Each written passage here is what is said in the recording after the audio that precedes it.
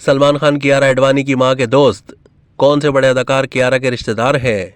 नाम किसके कहने पर बदला? भारतीय अदाकार सिद्धार्थ मल्होत्रा और कियारा एडवानी की शादी के बाद दोनों के मद्दा उनकी निजी जिंदगी में काफी दिलचस्पी रखते हैं।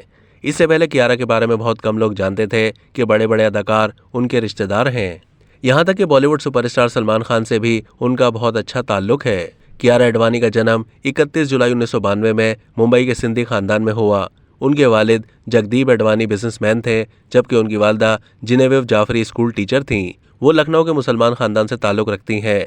कियारा के खानदान का फिल्म इंडस्ट्री से गहरा ताल्लुक रहा है, इसलिए वो भी बचपन से ही अदाकारा बनना चाहती थीं। कियारा महज 2 साल की उम्र में ही टीवी पर नजर आई थी, जब उन्होंने अपनी मां के साथ एक एड में काम किया था।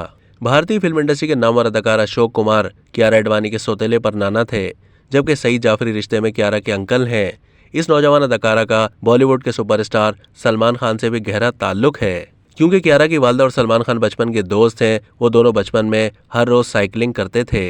कियारा ने जब वालिदैन से फिल्मों में काम करने की ख्वाहिश का इजहार किया तो उन्होंने कियारा को पहले पढ़ाई मुकम्मल करने की सलाह दी, क्योंकि वो पढ़ाई में बहुत अच्छी थी।